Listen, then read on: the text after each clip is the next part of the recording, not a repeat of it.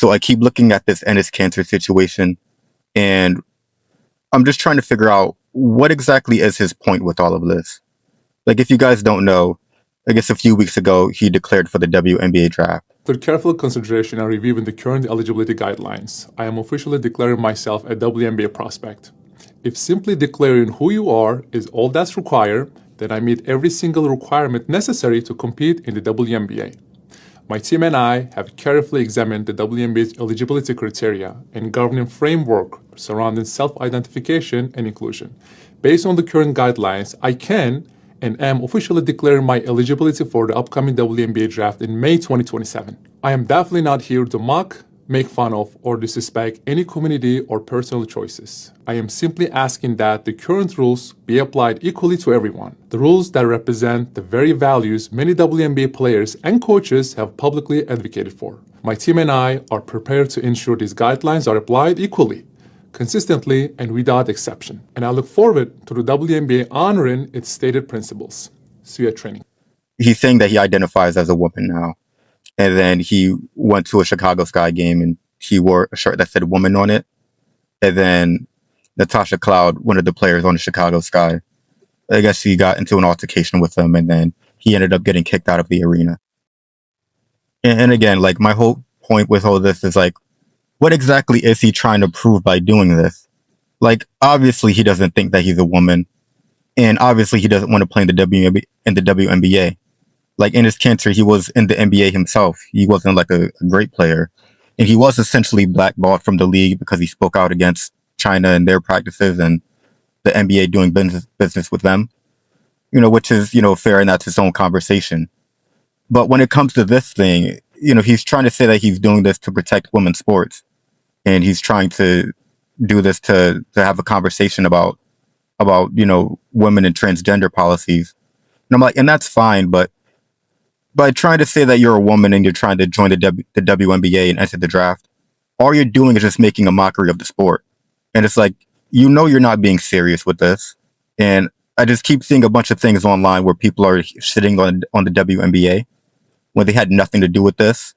Like, they're just out minding their own business, running their league. They're having a great season. If you guys watch WNBA basketball at all, they have a lot of really good players now. Olivia Miles, who's been doing very great as a rookie, might be MVP. Asia Wilson is still doing really great. Caitlin Clark, you could say what you want about her, but she is one of the faces of the league, and she does deserve her respect.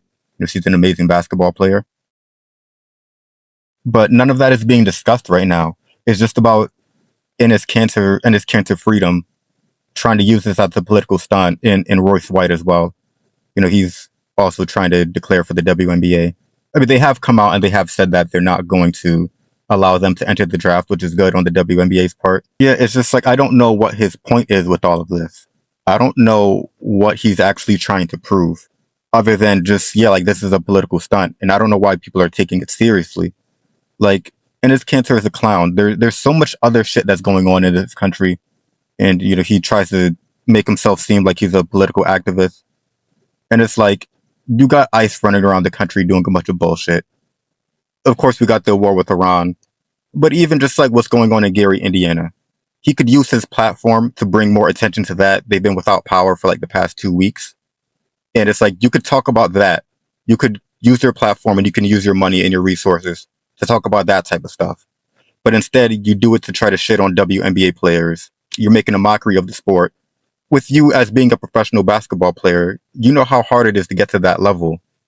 And then to try to just come in and say, like, yeah, I'm a woman and I'm going to come in and play, when you have no interest in actually doing that. You don't see yourself as a trans woman. And that community already goes through so much.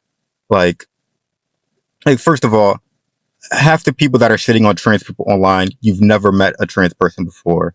You've never interacted with them. They're a very small portion of the population. That doesn't mean that they don't deserve their respect and they don't deserve protection. And they don't deserve to be treated as people, because they are. And, we should do more to try to help and uplift that community, because they go through so much plight with just the way how, people try to make fun of them and try to ostracize them. And again, like, the WNBA, it's been around for 30 years now. Like, this isn't a new league. And trans people, they've been around forever as well. like this has never been a problem before. Like I don't know why this is such a big deal now. Everybody, I see Stephen A. Smith talking about this and like, oh, they need to be more clear with their language and this, or you're gonna have a bunch of men joining the WNBA. I'm like, yo, they've been around for over 30 years. Like half the players in the NBA right now are younger than the WNBA. I don't know why it is that this is such a big conversation now, other than the fact that they're trying to use it as a political point because they don't want to talk about the real issues that are going on in this country.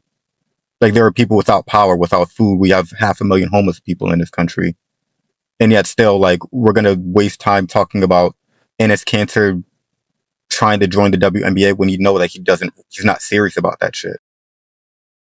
And again, it's like, oh, there are people who are actually hurting, and he could use his platform for so much, but he doesn't. Like there's just so much that I want to say about this, but like I'm trying to keep this video short. But it's like I don't know, guys. Like we just need to do better as a country. We should try to lift up people who are at the I don't want to say the bottom rung of society, but the people who are the most marginalized. We should try to lift these people up and try to give them a safe place to just live their life like anybody else would want to live it. Like trans people aren't bothering you.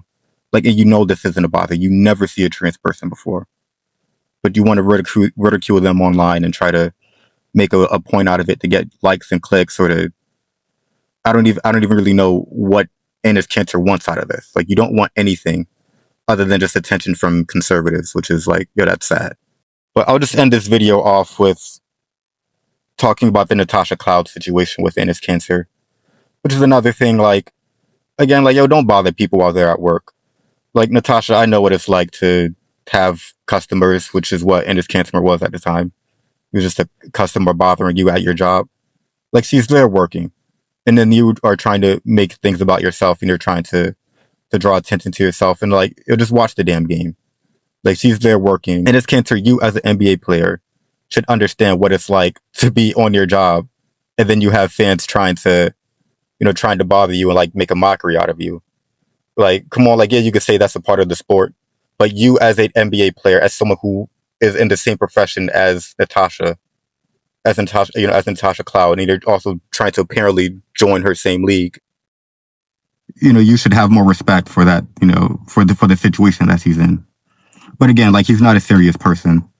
I've seen comments, saying like, oh yeah, the WNBA is a clown show. Like Enes Kanter, he's the clown.